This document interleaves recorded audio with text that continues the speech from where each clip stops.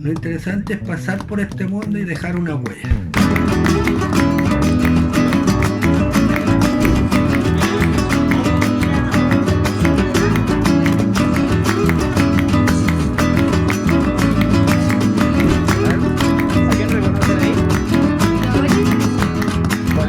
En los últimos años, las acciones para rescatar la memoria y el patrimonio de los barrios de Santiago han sido más frecuentes, sobre todo de aquellos barrios formados hasta la década del 70, o sea, de aquellos barrios que bordean los 50 o más años de historia y cuyos fundadores son adultos mayores o ya han fallecido. Si bien barrio, población o villa son categorías que adquieren diferentes connotaciones sociohistóricas, todas ellas tienen un lazo con la posibilidad de desarrollar una vida comunitaria. En este documental recorreremos la memoria de 4 barrios: el barrio San Eugenio, la Villa Macul, la Villa Los Peumos y la población Pablo Neruda.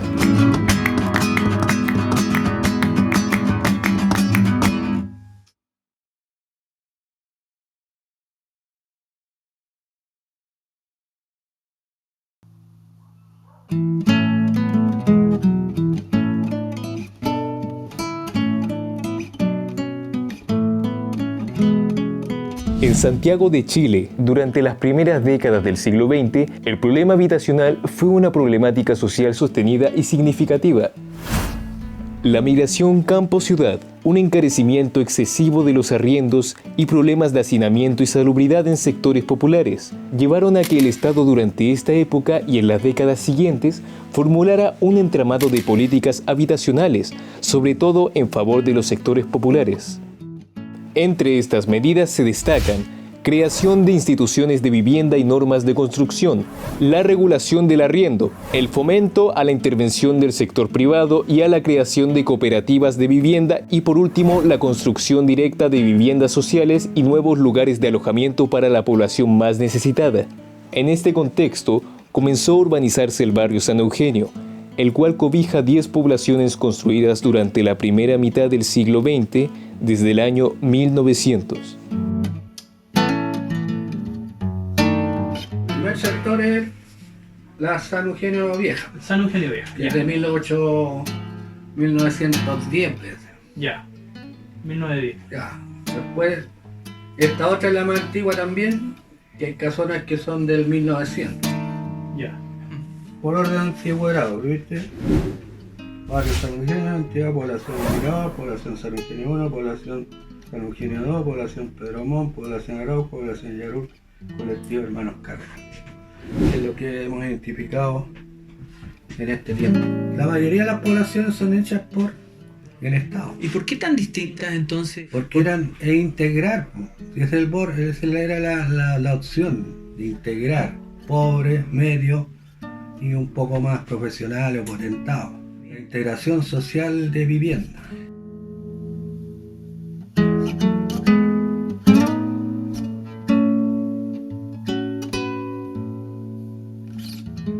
Si tú comparáis la población Pedro Montt con la población Arauco, que eran viviendas sociales, son completamente distintas, no tienen ningún parecido. Dentro de la misma población también hay 4 tipos de casas.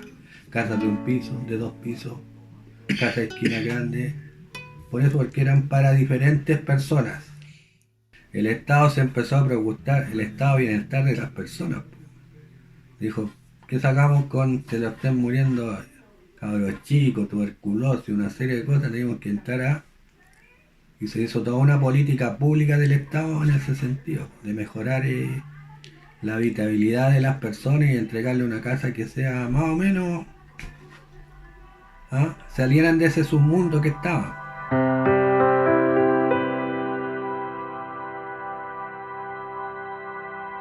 Había otro tipo de problemática, por ejemplo, los hacinamientos, los CITES.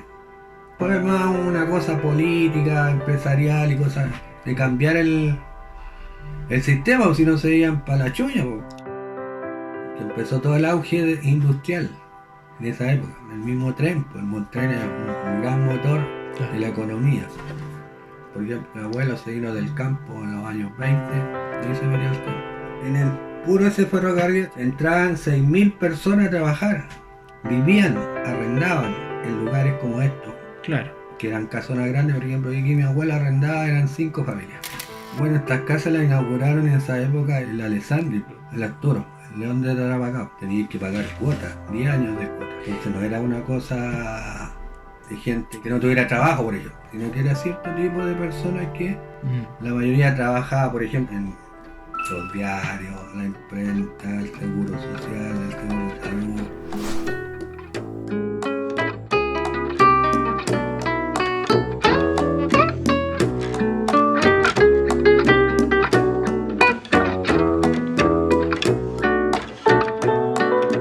A fines de los 50, la seguridad social en Chile había evolucionado lo suficiente para convertirse en un elemento clave para el progreso del país. Desde la creación de la Caja del Seguro Obrero y la Caja de Empleados Particulares en 1924, los beneficios sociales en las áreas de vivienda, previsión y educación comenzaron a expandirse significativamente. En 1957, la Caja de Empleados Particulares, entidad privada sin fines de lucro, financió la construcción de la Villa Macul, entregando a sus socios cotizantes la posibilidad de obtener viviendas de una calidad extraordinaria.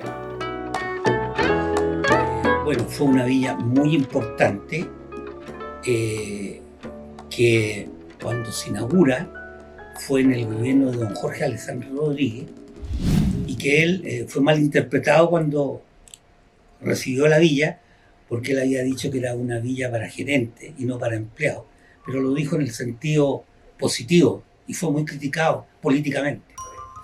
Mira, la Caja de Empleados Particulares financió el proyecto y le pidió a la constructora Neclatur que hiciera el proyecto, que ejecutara el proyecto.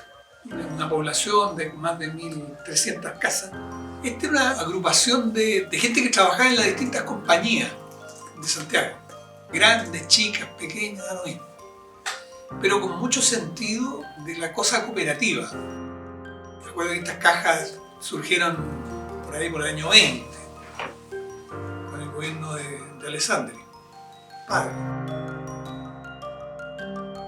Y mucho ligado al tema de la cosa sindical de esa compañía. Hay un argumento ahí, y hay de distintos orígenes. Yo diría que mis amigos, casi todos sus papás trabajaban en empresas privadas. Yo por lo que recuerdo de todos mis vecinos, todos eran empleados particulares y habían optado a esto, porque eran, por decirte, 1.000 casas y había muchas más solicitudes. Entonces se empezaba por las familias más grandes, te daba más puntaje. Habían como 5 modelos de casa distintos. Creo que son 6 modelos. No sé, 5 o 6, de distintos tamaños. Y este es el modelo más grande. Y asignaban las casas por la cantidad de familia que había, digamos. O sea, la casa más grande para la familia más grande. Nosotros éramos 13 familias. Entonces, obvio que nos tocó la casa más grande. No es mucha la diferencia entre las casas más grandes con las más chicas. Y todas son más grandes que cualquiera que se haga ahora. Lo que sí me acuerdo, que todos los que compraron en la villa, en la etapa que yo recuerdo, que era el señor Gamelli, el señor González, el señor Zúñiga, los Osorio, todos hablaban de que era fácil pagar la cuota de la casa. Le descontaban un dividendo que estaba dentro de sus posibilidades, sin grandes problemas. Todos veníamos de barrios más o menos populares, algunos incluso sin pavimento en la calle. En mi calle, por ejemplo, allá en Einstein, donde yo viví, no había pavimento, sino que había piedras, le ponían piedras así, una al lado de la otra. Y por ahí pasaban los niños. Y llegar a las casas tan lindas como eran, nuevas, 0 kilómetros así, eran preciosas, eran chalés, así lo decían, chalés. Yo traía compañeros de colegio que eran bastante en lo económico y en lo social, eran más que yo. Y yo los traje a mi casa y se querían morir. Llegaban al colegio, oye, fui a la casa del conejo, anda, una casa, compadre, pero extraordinaria. O sea, nosotros llegamos a un barrio nuevo que era todo lindo, las casas, el dormitorio, bueno, donde dormíamos a veces 3 hermanos en una pieza, bueno, teníamos ahora cada uno una pieza de empleado, había 2 baños, y baños completos, que para nosotros esa tina era como una piscina. Bueno. Living, comedor, puta, los closets con puerta, bueno, baño, cocina, no pareada, bueno, con terreno para el lado, para atrás, para adelante, para arriba, para abajo, olvídate, y con chimenea, bueno. Casas con chimeneas para empleados particulares, imagínate, bueno.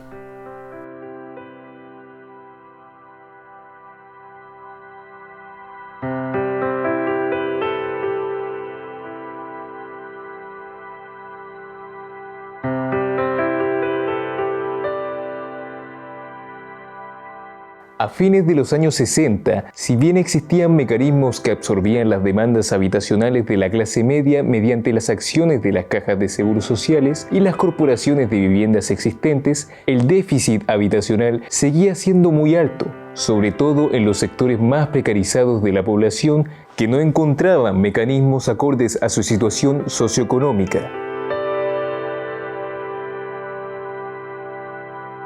Así, dentro de una fase de evolución organizacional del movimiento de pobladores, surgieron los comités de los sin casas para representar esta demanda, aglutinando agrupaciones de allegados, arrendatarios y pobladores de tomas. Con una fuerte penetración de partidos de centroizquierda en las capas dirigentes de estos comités, especialmente del Partido Comunista, la dinámica de estos comités fundamentalmente se basaba en la organización de acciones de presión y protesta, destacándose las tomas de terreno.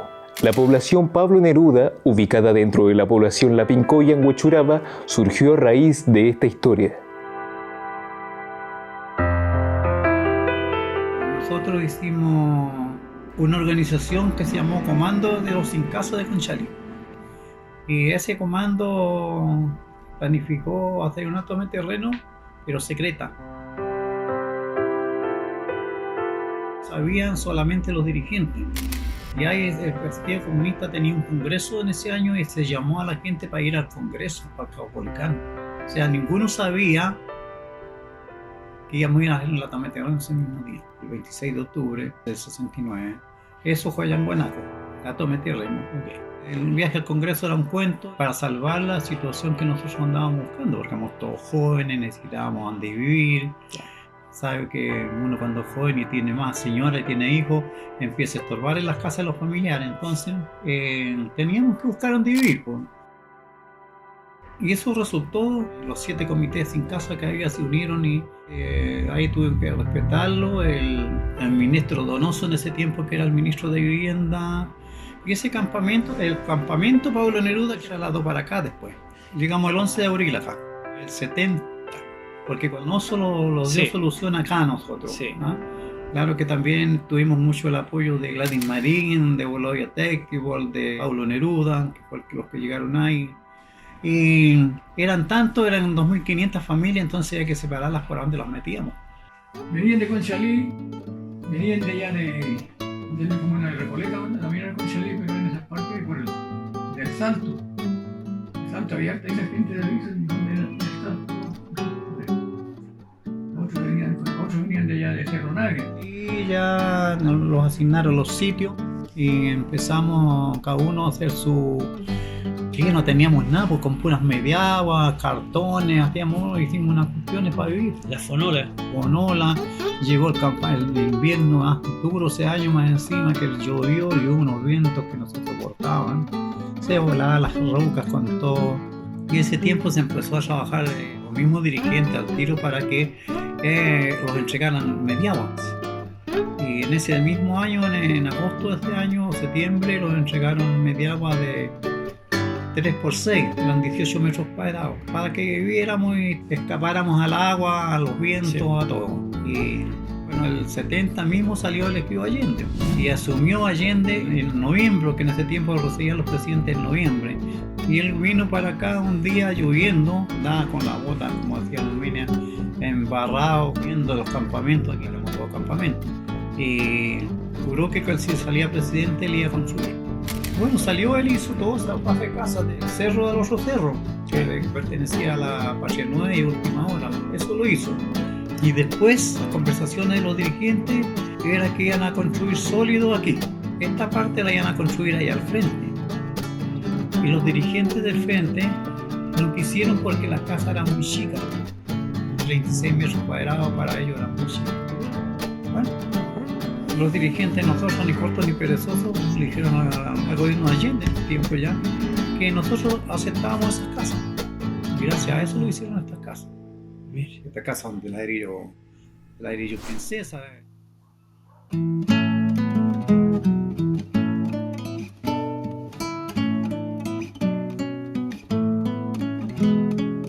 El territorio conocido hoy como La Florida, ubicado en el sector suroriente de Santiago hasta la década del 60, fue un lugar mayoritariamente poblado por campesinos y medieros, marcado por su uso agrícola y chacarero. La Villa Los Peumos, fundada a fines de los 70, fue construida sobre un territorio en donde funcionaban 3 chacras, una de ellas pertenecientes al doctor y otrora ministro de Estado Sotero del Río. Eran chacras más que nada, eran agrícolas. Uno veía puro campo. No había más asentamiento urbano, no. Se supo que este terreno del doctor Sotero del Río se hizo conocido por la comunidad campesina, se podía decir, y los asentamientos que había en la O'Higgins, que llegó antes, mucho antes, porque era muy solidario.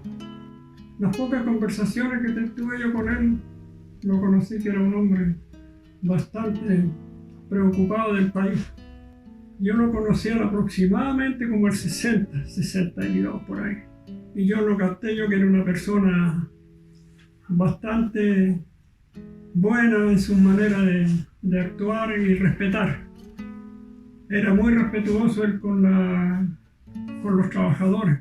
Yo me hice cargo de una parte aquí, como le decía yo, de la parcela aquí de Los Peumos, que se llamaba Chacra Alsacia. Entonces, ¿qué es lo que pasa? Que a lo que yo me hice cargo aquí, yo directamente, fue de la agricultura. Pues ya sacaron el gallinero, sacaron todo y limpiaron. Y ya tuvieron que irse ya después los chacareros. El 67, sí. ¿Quién construyó acá? El Serviu. Yo llegué en el 78. Serviu dijo, en tal parte hay una población, elijan, vean si les gusta. Y yo vine, me gustó, pero también era muy lejos en esa época, que teníamos que caminar hasta Américo Vespucio, hasta el Cuyamaquén, o sea, no había más micro, no había colegio, no había muchas de esas cosas. O sea, ustedes colocaban, ¿cómo lo hacían? Era la famosa cuota Corby. Cuota Corby. Claro, la libreta, y la gente guardaba su cuota Corby. La Corporación de Vivienda, Corby, fue una institución fiscal que tenía por objetivo el diseño y facilitación de viviendas económicas para familias de sectores populares mediante planes de ahorro y préstamo. Durante su existencia desde 1953 hasta 1976 se destaca la creación propia de diseños inmobiliarios variados que combinaron criterios de racionalización, regionalización y calidad, además de un efectivo sistema de puntaje que hizo posible la asignación de viviendas para cientos de miles de familias. Si bien el año 76 el gobierno dictatorial acabó con la entidad estatal y desbarató la orgánica institucional de vivienda que existía hasta ese entonces, dando paso a la creación del Servicio Regional de Vivienda y Urbanismo, Serviu, los primeros años posteriores a este cambio existió una transición en donde esta nueva institución siguió orientándose significativamente por los programas y el enfoque realizado por Corby, antes de asumir políticas marcadamente neoliberales que precarizaron la oferta de viviendas sociales desde los años 80 hacia adelante. Nosotros partíamos pagando nuestros dividendos en el Banco Estado y al tiempito se cambió al Serviu. Pagamos hasta cuando salió la ley de Pinochet, que si tú tenías todos los dividendos al día, con 5.000 pesos quedaba cancelada la casa. ¿Quiénes fueron las personas que conformaron el barrio? ¿De dónde venían? ¿Quiénes eran? Venían de todas partes, porque estas son postulaciones. Sí entregaban las casas a ladrillo a la vista, piso de radier, una sola puerta en una pieza y listo. Había que colocar piso, los muros, cambiar el baño porque era una lata. ¿Alguien les dijo, mira, se van a encontrar con un baño así? Había gente que venía de campamento, entonces como que llegaba a un lugar mejor. palacio. Yo no venía de campamento, pero era mucho mejor para donde yo vivía. Entonces mucha gente se conformó y lo tomó enseguida. Lo bueno es que tuvo la construcción firme, soportó 2 terremotos. Se veía que en ese tiempo el gobierno militar, no sé, no había más control, no escatimaban el material o no se robaban los materiales derechamente.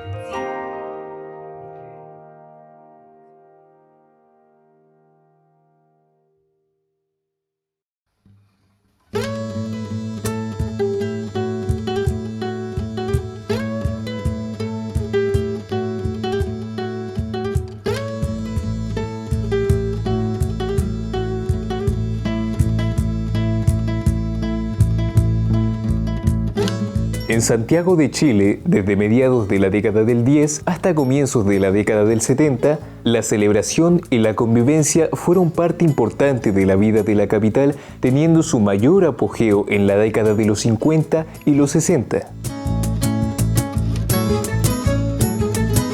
A nivel barrial, las fiestas de la primavera, las fiestas locales, malones y una vida nocturna activa fueron prácticas recreativas que se hicieron notar en los diferentes territorios, marcando a una parte importante de los vecinos que vivían en ellos.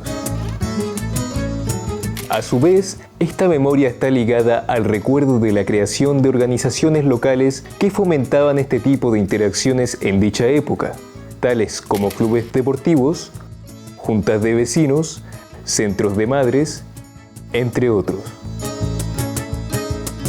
Aquí había muchas cantinas, muchos clandestinos, gente que daba almuerzo, gente soa, restaurantes, una serie de negocios para esa cantidad de trabajadores.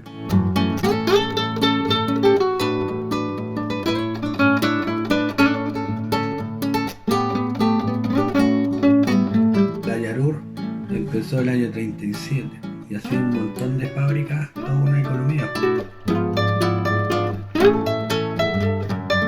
Típico, llegaba hasta Antofagasta. Un ring de boxeo, habían guarderías para los cabros chicos, habían zonas de baile. Me imagino que las juntas de vecinos. Clubes sociales, la fiesta de la primavera, los socorros mutuos, los montepiaos, cooperativas, también existía un montón de cooperativas, una serie de cosas para que el estado de bienestar del hombre estuviera contento. Y más encima tenía la casa a 2 cuadras.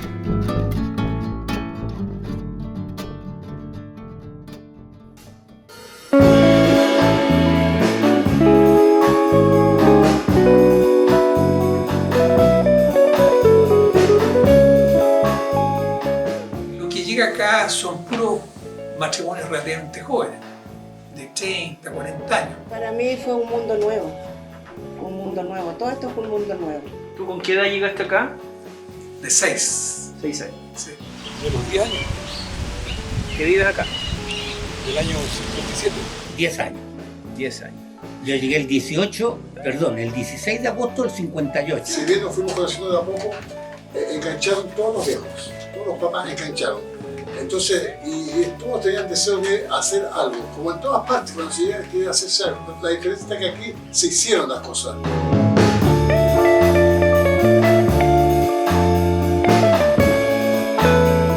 Se constituyeron primero los clubes, y los clubes llaman a otros clubes a medida que iban llegando los nuevos vecinos. Por ejemplo, el Club Redestar fue formado en mayo del 58. En la calle 1 giraba todo el club, básicamente en la casa de la familia Cid. Y formaron el club con equipos infantiles de fútbol. Después fue el hockey. Y con cuadra se jugaba. La calle 13 con la 8 y partido de hockey, luego partido de fútbol, también pichanga. También participé en partido de pichanga en la base, de cuneta a cuneta, cuadra por cuadra. Después de eso se organizaron una montonera de situaciones para recaudar fondos, para reunirse, especialmente para reunirnos. Salió el Club Deportivo y Social Villa Macul. Mi mamá era presidenta del conjunto de damas, donde ellos organizaban un banquete.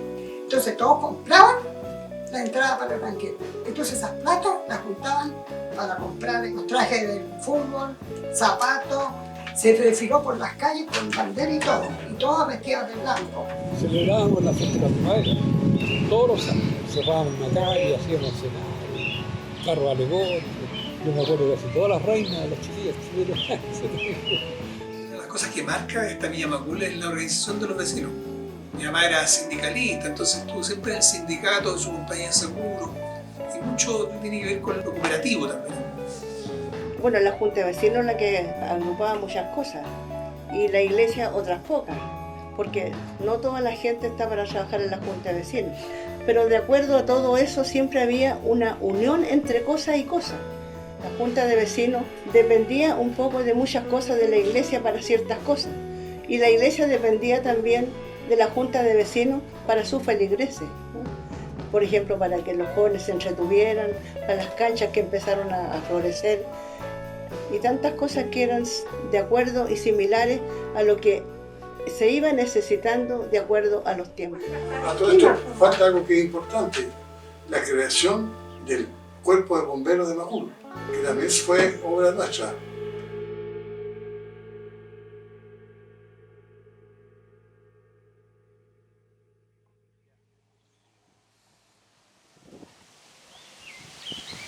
Ahora, en la época de los 60 lo que empieza a ocurrir es que viene Alessandri en la presidencia.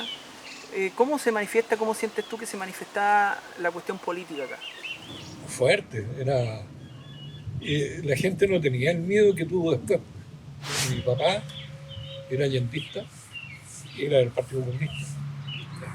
Y en la casa tuvimos una sede de Allende. Prestamos la casa para que enseñaran los carteles, ¿no? Que se llenaba ficha afuera de la casa. Pero no había problema entre vecinos, había gente de derecha, izquierda. Un país que se estaba politizando fuertemente. Vino la elección del año 60, muy disputada, qué sé yo. Entonces siempre hubo una alta participación política en la villa. Producto de la historia de estos mismos viejos, que estaban muy linkeados con ese tema. Yo te diría que la elección del presidente Frei fue la última más o menos tranquila de la época del Chile antiguo, porque de Frei a la elección siguiente todo empezó a reverberar mucho, a convulsionarse mucho. Lo que pasa es que los muchachos, los jóvenes, los niños que llegaron fueron creciendo y se fueron desarrollando y fueron funcionando al ritmo de los tiempos que iban pasando. Yo vi este tremendo choque que hubo cuando salió Allende. Se produjo una reacción tan negativa en contra de la Unidad Popular antes que partiera. Ese día y los días siguientes fueron de mucha expectación, de mucha efervescencia, pero también mucha, aparte de alegría, pero mucha preocupación, porque la verdad es que desde un principio empezaron a complotar contra ella. Porque a los días después se produce el tema de Schneider. Entonces fueron unos 2 meses muy terribles. La polarización política que se venía gestando con fuerza desde la década del 60 en el país alcanzó su clímax desde finales de dicha década, hasta el fin del gobierno de la Unidad Popular, el cual se proponía mediante vía democrática alcanzar el socialismo, que implicaba un distanciamiento manifiesto con políticas reformistas con el fin de superar el capitalismo. Este clímax estuvo marcado por la conflictividad social y política, extrapolándose en parte en una aguda crisis institucional, en un aumento de la hostilidad y en una irreductible disconformidad social, en donde los canales para conseguir acuerdos entre los diferentes grupos de poder se vieron socavados, liquidados o desechados por los diferentes actores. Algunas de las prácticas a nivel nacional que enardecieron la conflictividad social y política durante este periodo fueron el contexto global de Guerra Fría que fomentaba la proliferación de discursos anticomunistas y anticapitalistas, tanto en actores políticos como en la ciudadanía. La participación política y económica de naciones extranjeras en el devenir del país asociadas a la polarización ideológica. La regulación del mercado de parte de la Unidad Popular mediante diversas expropiaciones de empresas, fábricas e industrias. Acciones de acaparamiento y especulación de bienes transables por parte de grupos políticos y económicos de oposición. La reivindicación de acciones de violencia y operaciones político-delictivas por grupos radicalizados de izquierda y de derecha, quienes llamaban a la lucha armada por un lado y el derrocamiento del gobierno por el otro. En esta calle tuvimos un vecino que era extremista, que asaltó un banco, pertenecía a la vanguardia organizada del pueblo, la BOP, Y ahí en la avenida, saliendo por la calle 4, había un Banco Sol, no se llama así, Banco Sol. Es una sucursal chiquitita. Y nos enteramos que lo habían asaltado. Después con los días supimos que estaba involucrado nuestro vecino, que creo que después de eso no sé qué le habrá pasado, pero entiendo que vivió el resto de su vida en el exilio. Entonces, lógicamente, que produjo un enfrentamiento a cada rato. La pelea en el hospital, la pelea en una consulta, la pelea en la micro, la discusión acá, la discusión allá. Mira, ¿qué me daba el barrio en ese tiempo? Me daba paz. Porque como yo estaba en el centro de Santiago, tenía que preocuparse de la micro, del guanaco, de la bomba lacrimógena, del enfrentamiento, qué sé yo. En cambio, cuando yo llegaba a mi villa, yo ya no me sentía agredido. Nunca me sentí agredido, a pesar de que también discutí con amigos que eran más de izquierda que yo, ¿me entiendes tú? Y como yo era mercurial, era criticado, es decir, pero nunca me sentí ofendido por ello. Yo nunca recibí un golpe o alguna cosa así por política, jamás. Sí, hablábamos fuerte y nos recriminábamos ciertas cosas, que tú no ves esto, pero nunca me sentí mal. A nosotros se nos veía, no sé si se nos veía o nosotros nos creíamos el cuento de que éramos clase media. Porque mal que mal la mayoría de los vecinos eran de clase media emergente, o queríamos ser clase media y íbamos tratando de llegar ahí. Y por lo tanto la convulsión que vive el país a nivel de barrio, como ha ocurrido en otros barrios, aquí yo no la percibí. Los dirigentes nuestros eran todos comunistas, la verdad las cosas. Había la presidenta del comando había sido del partido, pues había renunciado y después se había metido al Partido Radical en ese tiempo. Y ella era la única que no era de nosotros. Y bueno, el partido nuestro nunca trabajaba para el partido, ¿no? Los dirigentes pueden ser comunistas, pero trabajan para, qué sé yo, para 1000 o 2000 trabajadores que hay al lado, que pueden ser de la derecha, de la democracia cristiana, de quien sea, pero lo interesante es que se beneficien los socios.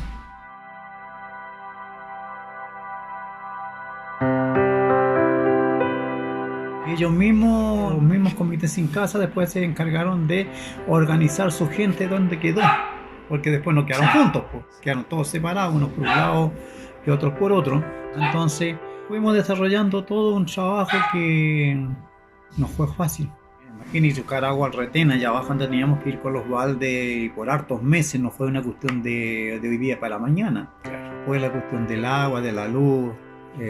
Entre todos juntamos plata, compramos un pedazo de cable y tiramos cable, paramos palos para traer luz para arriba, pero en algo extenuante. Aquí nosotros teníamos casi de planta a don Pablo Neruda. Venía también la del Marín, también se le llama por aquí. Y ahí yo tengo una anécdota aquí, mi señora, porque aquí había que ir a buscar agua allá al retén abajo. Entonces nosotros, para no venir con los brazos, con un palo largo así, pusimos 2 tarros ahí. Y venía yo atrás con el palo y mi señora adelante con los 2 tarros para acá. Y nos encontramos con el compañero Allende allá abajo. Andaba con botas de goma, todo embarrado. Y ahí los paró. Y vamos a acostarnos comenzando a reír. Dijo, ya, yo de algo tengo que servir, dijo. Y luego sacó los palos y lo contra el hombro y yo atrás. Y que digo, hasta por aquí arriba. Y de ahí ya se lo alegró la montura, como se dice. Claro, porque teníamos un lago aquí mismo. Ya los bañábamos bien. Yo hice un bañito allá atrás. Antes del golpe ya habían empezado con la urbanización. La urbanización la empezó Allende. O sea, para hacer las casas hay que urbanizar. Sí. Primero que nada hay que hacer los encantarillados, el postado para traer luz para la población. También el apoyo de la Universidad de Chile fue muy fuerte. En esos años los cabros trabajaban, aportaban, ayudaban. Pues entonces, tan solos no estábamos.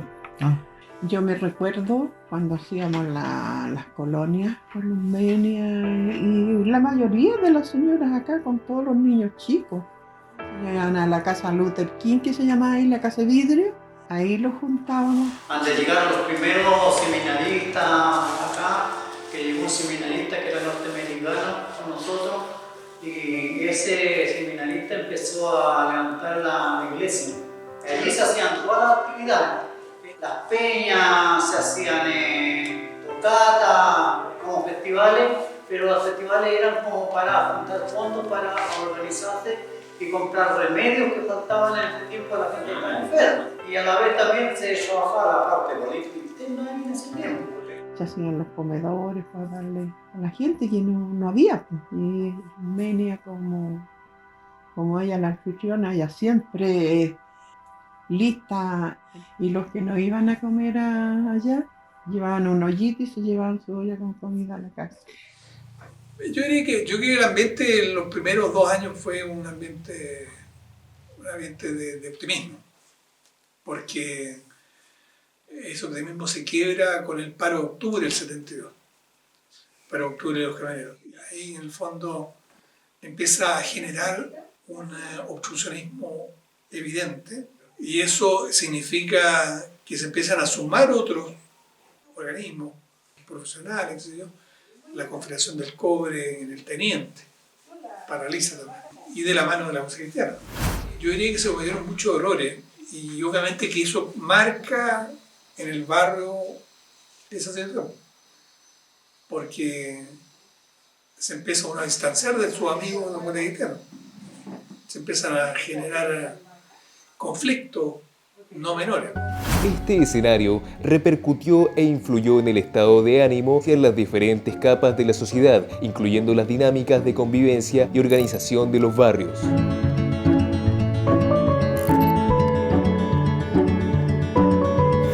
A nivel local, un factor de inflexión fueron las JAP, Juntas de Abastecimiento y Control de Precios, organizaciones populares impulsadas por el gobierno desde el año 71 para hacer frente al creciente problema de desabastecimiento, el mercado negro y la inflación, con el fin de ejercer el control en la distribución de alimentos esenciales, abastecer directamente y/o generar poder popular. Si bien el desarrollo de estas organizaciones representó una ayuda o alivio en parte de la población, no estuvieron exentas de presentar problemas internos, entre los que se destacan la corrupción, el sectarismo y el caudillismo, lo que en algunos casos generó tensiones dentro de las comunidades. Aquí al lado, por ejemplo, vivía un alto funcionario del Banco del Estado. Nosotros con los hijos de él éramos compañeros de juego. Y eran compañeros pero mi papi y él eran antagonistas políticos. De hecho, mi papi, aquí en donde está la entrada, había un ciruelo. Y mi papi, para la Navidad del año 72, en vez de colocarle luces o guirnaldas, colgó una bolsa de arroz, colgó una bolsa de azúcar, para demostrar que en realidad, ojalá que nosotros hubiésemos tenido eso como regalo. Entonces, a pesar de que nuestros padres mayores, por supuesto, tenían diferencias políticas, nosotros seguíamos siendo amigos y jugábamos. Recuerdo a la gente que eran vecinos nuestros, que trabajaban en la JAP. Ellos podían repartir la mercadería que ellos, como partido, la conseguían para sus adherentes. Si sobraba, le vendían a los demás. Mi madre, siendo vicepresidenta de la JAP, fue una vez a la casa de la presidenta de la JAP. Entonces mi madre entra a la casa de ella, era muy amiga, en fin. Abre un refrigerador y lo ve con harto pollo. Va al patio y unos tambores de aceite. Es chileno, ¿ah? Concha tu madre. Y así no se hace la revolución en este país, la revolución acá. Pero mi madre decía que todos tienen derecho a comer. Los momios, que eran los de derecha ahora, las de C, y todo el mundo tiene derecho a comer. Entonces mi mamá era de repartir a todas las personas tarjetas. Yo recuerdo que mis pobres hijos se sentaban a las 2 de la mañana a hacer cola para conseguir 1 kilo de pan. En el año 73, en el año de la escasez más grande de Santiago de Chile. Yo de alguna forma con algunos amigos me conseguía harina y hacía pan. Y empecé a hacer pan y empecé a vender pan. Yo me acuerdo de haberme metido así como los mecheros hoy día. El queso por aquí, algo era comida, nosotros no nos robábamos, no recuerdo si había juguete en ese tiempo, pero nos robábamos la cosa que podíamos traer para comer aquí. Claro. Entonces yo me acuerdo de haber traído queso, un paté, qué sé yo, y sacarlo sin pagar. Esa situación se vivió mucho, porque cuando llegaba lo poco y nada que llegaba, se producía esa actitud. Llegaban los camiones, bajaban y ahí el que agarraba. Yo me acuerdo de haber agarrado una botella de aceite, la Alicia siempre junto conmigo, nos apoyamos, porque donde veíamos cola nos bajábamos de la micro y simplemente nos íbamos al colegio. Pero en ese momento lo hacíamos más que nada, yo creo que por instinto de traer algo para poder llenar la olla.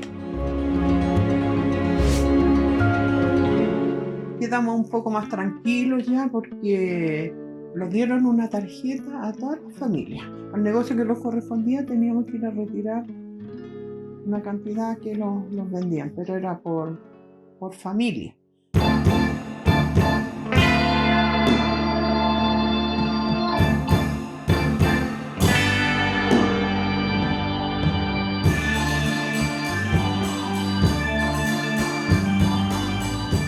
Tiempo de Allende la pasamos muy bien. Los vecinos eran todos unidos porque veníamos como campamento, imagínate, todos conocidos, organizaciones, se juntaban, conversaban, ahí no existía el muerto, no existía el drogado ni nada. Pues.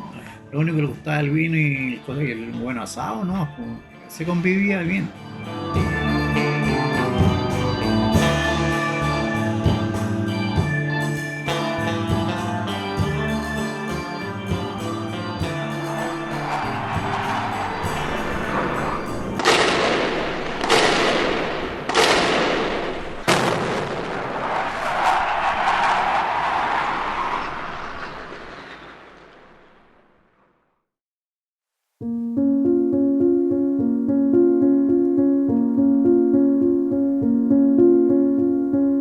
Tras la crisis institucional vivida en el gobierno de la Unidad Popular y el posterior golpe de Estado perpetrado por civiles y militares, las medidas represivas y terroristas del régimen dictatorial liderado por Augusto Pinochet calaron hondo, no solo en lo humano, sino también en la vida social y política del país.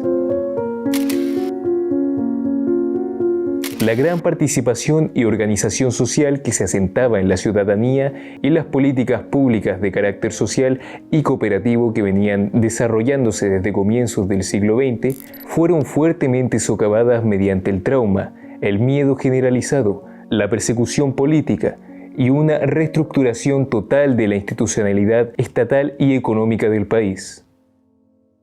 Si bien los territorios urbanos vivieron de diferentes modos este proceso, considerando que la atención del régimen tenía focos en todos aquellos donde había una base de participación y organización sustantiva, se mantuvieron acciones para salir adelante.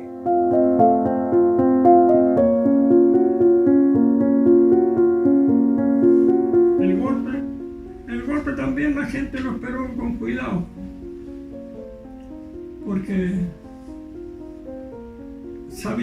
hay gente que se imaginaba ya que el poder no se iba a alargar tan luego. Y por ahí no anduvieron muy lejos. Y no olvido nunca de algo que me dijo Hugo ese día, me lo dijo ahí en la cocina. Esta cuestión viene para largo, me dijo. Porque yo nunca había visto un golpe de Estado, no sabía cuánto podía durar, cómo venía la mano. No, esto viene, me dijo, esto viene duro, difícil, complicado y va a durar por mucho tiempo. Quedé pancho. Y dicho y hecho, 17 años de oscuridad. ¿Dónde me cayó el golpe? Estaba aquí en mi casa, asustada, preocupada porque mi marido trabajaba en Machaza y se quisieron resistir ellos y quedarse adentro encerrados. Y les dijeron que no, que se tenían que venir a sus casas. Murió harta gente de la fábrica, que al momento de salir de la fábrica le llegaron. Yo me iba por la industrial a trabajar a Pedro de Valdivia, Mota, tenía que irme caminando. Y al llegar a la industrial había una comisaría ahí, pero como de aquí a la esquina estaba la comisaría. Y yo tenía que pasar por la esquina y doblar y entrar a Pedro de Valdivia. Pero eran todos, como que los alinearon que teníamos que pasar por ahí, no por otras calles. Entonces todo el montón de gente que trabajaba en todas esas industrias pasaban por ahí. Y en la esquina había un grifo donde teníamos que doblar. 3 días pusieron a un hombre muerto y que le cayera el agua en la cabeza para que todos lo viéramos. Cuando dieron permiso para salir a comprar, salimos a comprar. ¿Ya? Y nos encontramos con cadáveres, amarrados con alambre. ¿Ya? Y nosotros los recurrimos, que todavía no aparecía el Chaco Tapia, un amigo de nosotros, Santiago Tapia. Nos recorrimos los muertos. Inconscientemente, porque esa cuestión nos marcó harto. Ver gente con balazos en la cabeza, tenía así, un balazo en la boca. Mi papá se asustó mucho, quemó el carnet en el patio de la casa. Yo era el Partido Comunista, con carnet en mano. Y el día del 11 de septiembre, la serie de allá de San Fernando, quemaron todos esos papeles, menos mal. Los carnets míos seguro los quemaron, pero no me pillaron. Mis vecinos de la calle 13 nos pidieron las llaves para revisar en la noche todo lo que fuera comprometedor. Y ellos estuvieron quemando cosas en la chimenea, septiembre muy frío, y no era muy extraño que estuviera la gente quemando cosas. Me acuerdo que cuando llegué el día 13, encontré con sorpresa a mi papá y mi mamá en la casa.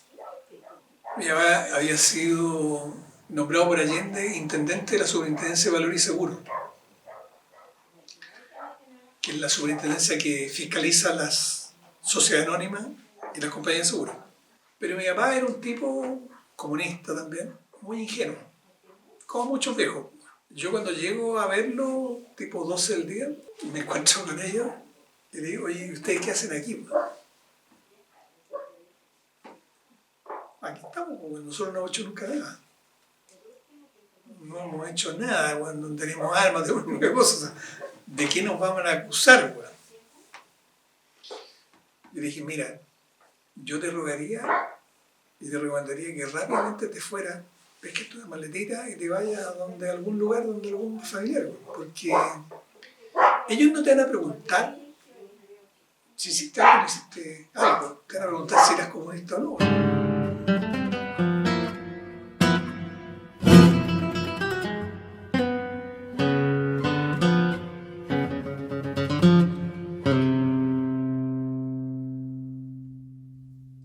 Infelizmente se fueron, me hicieron caso y se fueron, estuvieron como un año viviendo con un tío. Nunca lo allanaron, ¿no? Yo entiendo que entre el septiembre y diciembre del 73 hubo algunos allanamientos en la villa. Pero como yo no estaba acá, no tengo idea de dónde fueron. Me han contado que en Federico Gana con Paipote entró una tanqueta a una casa. En la calle donde está la plaza acá, sacaron a una familia completa. Hasta la abuela se la llevaron porque la identificaron que eran de izquierda. El matrimonio de ahí y la señora pertenecían a Rajab. Ah, ya. Entonces estaba la abuela, los hijos, que eran chicos, y el matrimonio. Y ellos repartían mercadería, no sé cómo eran las cuestiones. Y se los llevaron a todos. Claro, pero son hechos desconocidos, como la brutalidad era tan grande en todos lados, que eso era una cosa menor comparado con el allanamiento de una población entera, por ejemplo. Pasaron, en la mañana estamos acostados todavía, como las 5 de la mañana, tienen que ser más o menos, con esta cuestión hablando, que nadie, ninguna mujer ni los niños se levanten los puros hombres y salgan afuera, a la calle, rápidamente, que no quede nadie adentro porque nosotros vamos a quedar en las casas. Si pillamos a alguien adentro, nos va a pasar mal. Y salimos todos, pues ¿qué vamos a estar escondiendo? Y los vienen amontonando y sacándolos para allá. Primero ahí, en las canchas de ahí. Ahí ficharon a los que tenían yaya, los que tenían antecedentes malos. Ahí mismo delante de todo.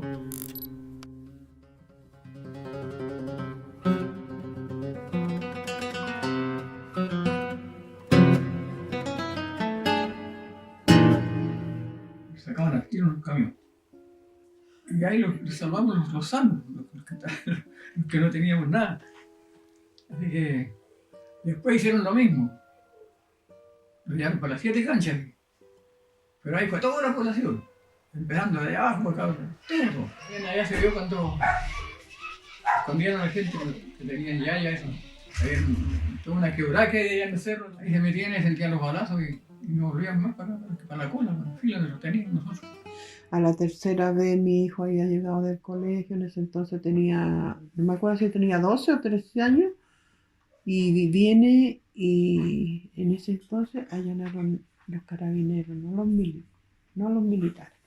Y me dice, él tiene que acompañarlo a nosotros. ¿Por qué? Le dije, yo sigo llegando a los colegios y tiene 13 años. ¿Por qué me lo van a llevar a mi hijo? No, pues le dije yo. Y no me lo llevaron. En la noche, como las 9 de la noche, estábamos acostando ya cuando llegaban los carros. Al regimiento Colchagüe. Ahí me tuvieron 18 días presos. Me dieron que comer 3 veces en los 18 días, con la mano. No vaya a cucharón ni una cosa, no. Hay que comer es como meter la mano para adentro, caliente, ¿no? Ahí me dieron 2 chillas a mí, 2 palizas, que si hubiera sido otra más ya no aguanto. No había aguantado más. Y ya me largaban, la última vez me largaron una raza. Porque dan con la culata, donde todo tiene uno. Y otros reyes murieron, hartos murieron. Y ahí me hicieron volver, me hicieron resucitar y me quedé y con hambre.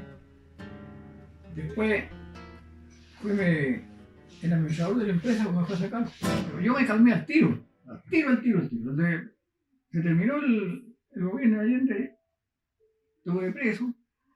Después ya listo, me olvidé de eso. Bueno, por supuesto soy de izquierda igual, pero no pertenezco al partido. El miedo porque teníamos calete militante y después que el golpe de Estado desaparecieron. Y los que quedamos trabajando fuimos los que éramos convencidos. Hubo un proceso de clandestinaje, me imagino, acá también. Claro. No había que trabajar clandestinamente, si no lo pillaban, lo mataban. Porque eso es la idea de Pinochet, era eliminar a cualquier persona que tuviera pensamientos diferentes a los de ellos. Así murieron muchos compañeros. Pero además de todas las otras cosas que pasaron, aquí, como le digo, aquí vinieron, pero aquí no pasó nada. Aquí en la parcela no pasó nada. No llevaron a nadie. De los que yo conozco y sepa yo, no. Yo creo que en la villa en general no hubo suplonaje salvo un caso, creo, ¿no? En general la villa se portó bastante bien con la gente que era partidaria de la Unión Popular. Salvo con la familia Palomino, que yo entiendo que una vecina que lo denunció y pulverizaron esa familia, porque tuvieron que irse todos fuera del país. Y hay uno de los Palominos que está detenido desaparecido, que es Lucho Palomino, gran amigo. Bueno, tomamos detenido después al hijo Jan Berrío, que él vivía en la villa, era un dirigente de los trabajadores municipales de Santiago y dirigente del Partido Comunista, y es detenido desaparecido el hijo Jan. Yo tengo amigos que murieron en dictadura, como Paulina Aguirre Tobar, Raza Gilier no Ayamacuy, cerca de Augusto Pinto, la mató el asesinato de Corbalán, que Paulina Aguirre Tobar siempre se le recuerda el día juego combatiente. Y al lado de ella vive otro gran amigo que era camarógrafo de Canal 11, Lugo Araya. Estaba el 11 de septiembre en la UTEC, donde él estaba sacando fotos, en fin, y bueno, ahí llegaron todos los criminales, barrieron ahí la universidad, Hugo quedó herido, de muerte, se sangró toda la noche, no fueron capaces, por desgraciado, de traer una ambulancia. Hay algunos vecinos, muy queridos nuestros, muy queridos, de la cuadra, que nos pilló por circunstancias de la vida, nos pilló estudiando fuera del país, de tendencia izquierda. Por el gobierno que ellos fueron a estudiar a la República Democrática Alemana. Por supuesto que nos volvieron mientras tuvo la dictadura, que nos volvieron, como el Tommy, nuestro querido Bernardo, que es para descanso, y no podían volver a ver a su familia, a su hermano, nadie, se perdieron 17 años de su familia.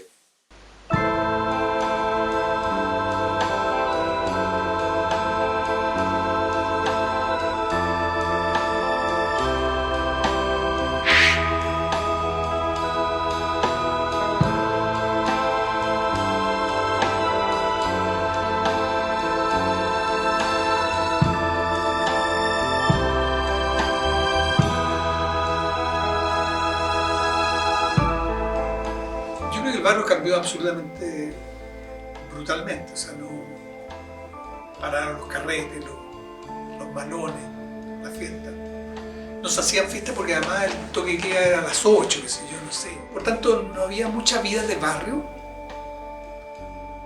pero la villa era un lugar seguro para los que pensábamos distintos. Aquí nosotros la pasamos más o menos. Algunos la pasamos bien, otros la pasamos mal, porque aquí nos dejaban, las mañanas nos dejaban salir, cuando salía la gente en los buses, sacaban gente de las micros, las sacaban, las llevaban presos en la radio cuando llegaba igual, venía gente bajando, y los paraderos estaban los patrullas afuera y los sacaban y se los llevaban. Después aparecían algunos, e incluso un vecino mío se lo llevaron, no apareció nunca más. Yo hablé con él, con el que andaba a cargo del carro, y venía llegando, y yo le dije, caballero, le dije, este es mi vecino, trabaja allá donde trabajo yo, le dije, no, le dijo, no se meta nada, usted me dijo que no, también lo echan arriba.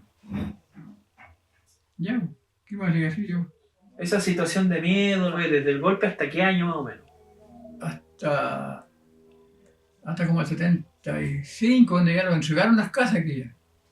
Y ahí ya quedamos más tranquilos, que estas casas las estaba haciendo el gobierno de Allende. Quedaron hasta ahí, hasta la cadena ahí. Y en el 75 llegó la orden de que se terminaran las casas. Esta misma villa, actualmente todavía, yo me hallo porque es un poco más tranquila, más organizada, todo esto, porque lo que llegó primero en la villa O'Higgins tuvieron problemas, pero aquí no ha habido grandes problemas o que hayan pasado casos raros, demasiado raros, así, ¿no? Aquí, al menos acá, no hubo persecución ni protestas, no estaban para acá, sino que estaban más preocupados de la villa O'Higgins de allá o de Santa Raquel para allá. Yo creo que nadie llegó hasta allá, porque los disparos ya estaban de antes. O sea, habían disparos. Sí, sí. ¿Pero esos disparos qué? ¿Eran enfrentamientos? No, era amedrentamiento. Yo diría que desde septiembre del 73 hasta el año 80 no hay ninguna organización en la villa, o muy poca. Y lo que había era una directiva, una junta de vecinos nombrada por el alcalde, que era un alcalde puesto por la dictadura. Desde todos los 80 hubo una junta de vecinos designada, un caballero de aquí de la villa, pero designado. Él era como la representación de la dictadura acá, porque él restringía cosas, imponía cosas, no, de eso no se puede hablar, no, esa actividad no se puede hacer. En esta misma sala, un día vine a una reunión y me senté y empezaron, oye, ya entonces que vamos a acuerdo en tal cosa, que le tenía que ir con la millonaria. Y me hizo una pregunta, oye, pero ¿no vamos a discutir el tema? Eso fue todo lo que hice. Varios pararon. Política, está haciendo política. Creí que me iban a incendiar aquí, me iban a quemar en la misma plaza. Esa era la situación. Y ahí no vine nunca más a Roma. Al principio no hubo nada. La gente empezó a conocerse y después, cuando ya se pobló completo, ahí empezó un poco a ver la necesidad de organizarse. Había solamente la junta de vecinos en el mismo lugar de Sotero del Río, esquina de Venus, pero los dirigentes elegidos a dedo. Entonces, la secretaria que el municipio le pagaba, ¿no es cierto?, su sueldo para que atendiera a la gente de la residencia, todo lo que viera. Esa era la organización. Hubo ahí que arrimarse a la junta de vecinos para plantear las necesidades de la vía, que era pavimentación, luminarias peatonales no existían, ornamentales menos, parque no había. Fue lento, pasaron décadas. Era malo, porque ya todo el mundo como que solucionó su problema de techo, dijo, ya no necesito nada más, no me voy a mojar en el invierno y no voy a estar mirando las estrellas en el verano. Entonces yo creo que ahí empezó a partir el individualismo, porque todo el mundo, ¿qué hace? Se pone a cerrar, cierran. Después del golpe de Estado, yo te resumiría la historia de la Villa Macula hasta hoy día, en algunos conceptos bien sencillos. Primero, la dictadura nos metió adentro de nuestras casas, nos infundió el temor, y paralelo a eso, el desarrollo económico que tuvo el país nos hizo a todos más individualistas, aún de lo que ya éramos. Y esa solidaridad de vecinos obviamente se perdió. Y me imagino que a lo mejor el factor político en los años 70 influyó también para decir, chuta, quizás quién será la persona que está ahí, mejor me voy para... Entonces hubo una tendencia al individualismo muy marcada, fuerte.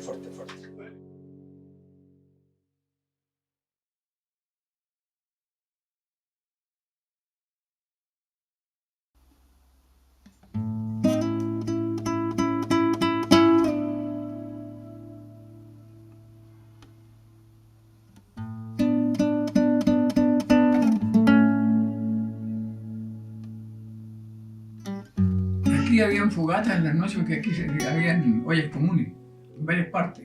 Así que pasaban los militares, querían ver qué estaba pasando. A veces se llevaban a uno o dos los que estaban dirigiendo eso, a veces los retaban bien retados, pero seguían. Yo me recuerdo que en Lumenia siempre los conversaba que teníamos que sacarlo ese miedo de aquí, porque No tenía por qué, si no andábamos en nada, no tenían por qué hacerlo nada. Entonces recolectaban por ahí mercadería para hacer las vías comunes. Y no sé de dónde más, porque no le faltaba. Siempre fue la encabezadora de eso, Lumeni. Se planificaba con lo que había y también se nombraron algunas personas que fueran a la feria a buscar algo. La feria cooperaba con las ollas comunes, daban lo que podían. Estábamos metidos, siempre estaba la cancha del hoyo, ahí nos reuníamos, ahí en ollas comunes, ahí se entregaban los regalos de Pascua para los niños. La Iglesia Católica empezó a ser un poco el contrapeso de lo que era el régimen que se nos había impuesto. Así como los militares en América Latina nos metieron la doctrina de la seguridad nacional, en la Iglesia Católica surgió la teología de la liberación.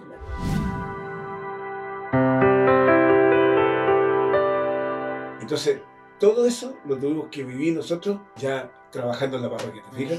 La Villa Macul nunca fue un sector belicoso, beligerante, era más intelectual. Entonces, el padre Juan tuvo la sabiduría de permitir que en la parroquia se hiciera todo lo que quisieran los feligreses, todo. De esos tiempos, por ejemplo, son las peregrinaciones al templo votivo de Maipú. 5 buses de gente de la Villa Macul para ir a Maipú. Y no tan solo gente mayor, muchos jóvenes. Los jóvenes empezaron a incorporarse mucho en la actividad de la parroquia. Era una forma de entretenerse en los tiempos de años de toque de queda, ¿ya? Entonces, esa catarsis, esa expansión que podían tener los jóvenes, lo podían lograr en la iglesia. La parroquia se transformó en un polo potente, pero no en un polo de que hiciera que nos separara, al contrario. Ahí llegaba gente que eran de todas tendencias políticas. Y todos tenían cabida, lo que decía la Chela, todos tenían cabida, todos. Ahora, el que quería hacer partidismo, bueno, quedaba afuera. La iglesia fue una ley para la resistencia. En la iglesia nosotros lo organizamos para la resistencia a muchas cosas. La iglesia lo ayudó mucho, sobre todo los curas que en ese tiempo eran fieles, Claudio de la Calle, que era en Adán. ¿Qué más hacía? Porque no solamente era rezar. Rescatando un poco lo que decían, que la iglesia fue una contención muy importante después de. La villa tenía y tiene una apariencia que como que todos tienen mucha plata y gente acomodada. Y siempre ha existido que había gente con mucha necesidad. Había un grupo de ayuda fraterna, un grupo de comité económico, distintas instancias para lograr, ¿no es cierto?, todas estas ayudas sociales. Y también de acogida, de gente que había quedado muy mal, que ellos desahogaran su pena, en fin, había de todo. La iglesia también actuó bien en sus años para adelante. La iglesia actuó bien, habían más fieles, íbamos más fieles. Y ahora yo encuentro que no hay tantos fieles en la iglesia. En la parte social o comunitaria, la iglesia llevó también la vanguardia, convocaba a los jóvenes, con escuelas de teatro, cosas así, venían gente de la universidad y hacían las presentaciones, entonces como que la mayoría se convocaba en la iglesia.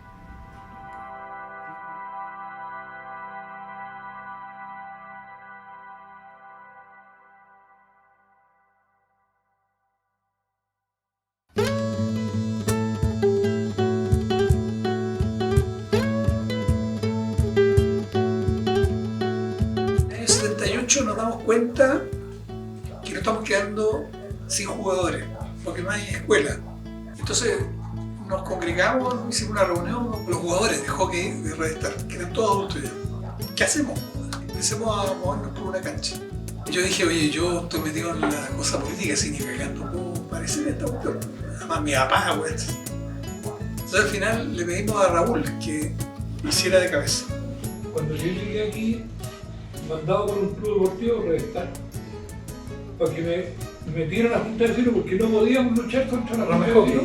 Y fue una reunión que tuvimos en la Casa de Roja, con todo el club y el equipo, digo. Y nosotros decidimos meternos a la Junta de Vecinos.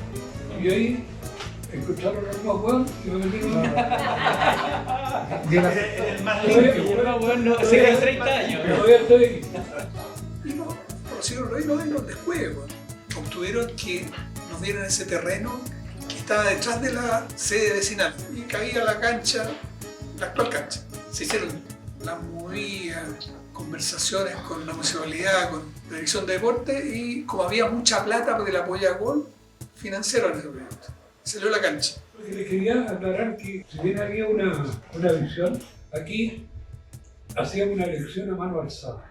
Yo, por ejemplo, a mí cuando Cauciño arrancó, él me propuso a mí y yo lo llevó a votación y a mano alzada y dijeron los vecinos sí o no. Pero igual es antidemocrático, pero bueno. No, pero era mucho más democrático que cualquier cosa.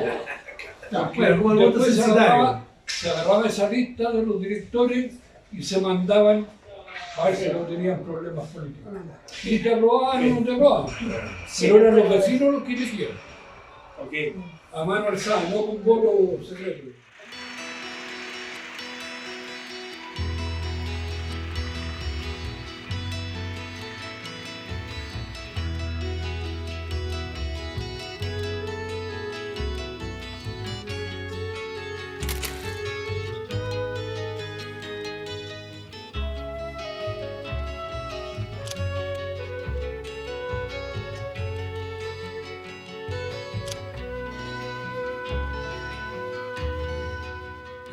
Un poquito más adelante aquí nosotros tuvimos la agrupación cultural Macul, que la formaron unos cabros jóvenes, y yo ya tenía como 45 años, y estos cabros eran cabros de 20, que llegaron aquí a la Junta de Vecinos a formar la agrupación cultural Macul. ¿Quién funda? El Checho, Douglas Cabellequillo, el negro. Que está en Francia. Y el Mario Godoy tiene que haber sido. Yo me acuerdo de Mario Godoy, que llegó a una reunión que tenía una oficina chica ahí. Yo estaba metido en la directiva de la Junta de Vecinos, pero recién llegado. Ustedes estaban afuera. Entró el Mario Godoy y habló de la agrupación cultural. Y ahí empezó la conexión de la agrupación cultural Macul con la Junta de Vecinos. Uno de los que generaron esta instancia fue Grupo 6, que jugaban a la pelota. Los Vargas, los Olivares, Boscaglia, el Chico Chuma, los de la calle Centro. Anda, toma tu guitarra, tu voz será de todos los que un día tuvieron algo que contar. La Junta de Vecinos se juntaban, le asignaron una pieza, y mucha gente, mucha gente. Para las fiestas patrias se hacía 4 días con actividades en el día, con teatro, en la plaza para niños, con actividades para niños, y en la noche peña. Y aquí en este espacio se hacía los vinos navegados, un mesón aquí al medio, hasta CNI. ¿Había adentro? Para ver lo que se estaba haciendo en el escenario. Y eso llamaba a hacer más comunidad. No había mucho espacio en esos tiempos, ¿cierto? No estaba la posibilidad de ir al cine o al teatro o algún recital, como están en boga ahora. Era muy complejo, era muy difícil la vida, no había economía tampoco que resistiera para poder ir a una cosa de esas. Entonces, todo el trabajo social y cultural que hacían las chiquillas con los niños iba incluyendo de alguna manera a otra familia. Venían los padres y ya los padres se sentían parte de su barrio, o sea, de alguna manera u otra eran parte de su barrio, y no solo de acá, porque venían muchos de la 23 de enero, como decías tú, del otro lado de Macul, venía mucha gente. Durante muchos años hicimos fonda nosotros. La primera fonda resultó tan exitosa que hubo que abrir la puerta porque los vecinos empezaron a escuchar.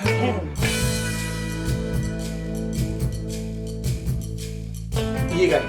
¿Adentro de la capilla? No, en el patio de la patio fuera. En el patio de la parroquia. La gente en las fiestas patrias va con ánimo festivo, ¿te fijas? Y la Junta de Vecinos, escuchando aquí la Payún, Inti Illimani, música preciosa, bonita. Y nosotros con Pachuca dejamos la escoba. Y fíjate que empezaron a llevarse para acá, y nosotros, de repente así como nosotros que organizaban la fonda éramos nosotros, entonces estábamos ahí en el segundo piso, mirábamos ahí, andábamos también un poquito como CNI, vigilando que no se nos fuera escapar de la mano el asunto, porque había momentos que había que cerrar la puerta, no cabía más. Entonces, con el Pachuco, no me quería hacer algo, y de repente, cuando que bajábamos el volumen, y todos los de izquierda, y aprovechaban de gritar, pues. Y él iba a caer, y nosotros le bajábamos el volumen para que... Para que hubieran desahogo. Exactamente. y nada de reprimir, al contrario, le dábamos el ¿Y tú espacio. crees que el padre Juan alguna vez me dijo, no haga eso? No, al contrario. Nada. Yo llegué porque escuché que había gente que se juntaba aquí en la junta de vecinos, que tocaban guitarra, que parece que eran medios de izquierda, porque cantaban unas canciones que uno no escuchaba en la radio, y porque había un taller folclórico, Chilote. Yo tenía 15, 16 años. Y ahí venían cabros ya con la punta política, pero la disfrazaban muy bien con la cosa cultural. Y se armó una agrupación cultural aquí, conocida en todos lados de Santiago. Tú me hablabas de la Mincoya, en la Mincoya nosotros estuvimos haciendo actividades. Grupos de teatro, armaron un grupo de folclore allá en la Mincoya. Por supuesto que se conversaba con la gente, se citaba a la gente y la gente, como había pocas actividades, iban a esos eventos. Iban a esos eventos, a echar música folclórica, a tomarse el vinito navegado, las peñas. Bueno, las fuerzas políticas también se expresaban en el espacio organizacional. También había discusión desde las distintas posturas políticas, ¿ya? Y eso a veces nos llevaba a discusiones internas de la organización.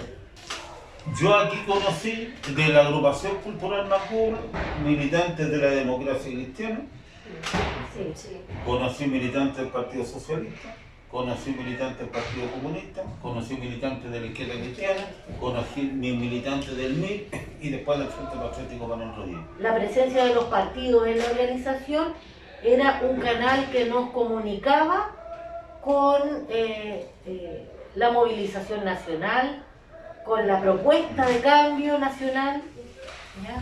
También era eso. Aquí conocí la política partidista y como agrupación cultural Macul, mi caso, los chiquillos dirán en su caso, tuve esa suerte, creo yo, de conocer el abanico y el espectro político. Por lo tanto, tuve oportunidad de decidir si me involucro o no y si me involucro con tal o cual partido. Lo bueno, y lo decía la Alejandra, es que nos valorábamos y nos respetábamos todos. Si eres demócrata de la izquierda, si eres comunista, si eres de la izquierda cristiana. Esto era social.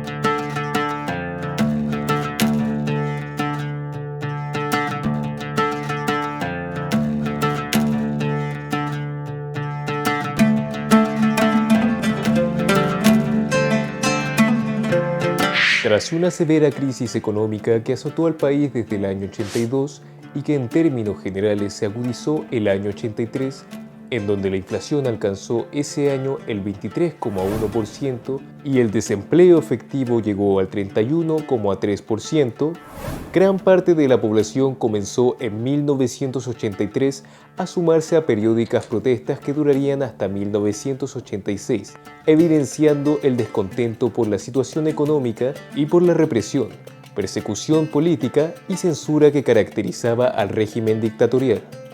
Si bien existió una adhesión diversa a las movilizaciones sobre el territorio nacional, es relevante constatar que en general los barrios fundados antes del golpe de Estado vivieron de manera más activa las acciones de protesta, convocando la participación de vecinos y vecinas. Lo que pasó durante estos años culminó con el plebiscito del sí y el no del año 88, que permitió que posteriormente fuera elegido democráticamente Patricio Aylwin el año 1989.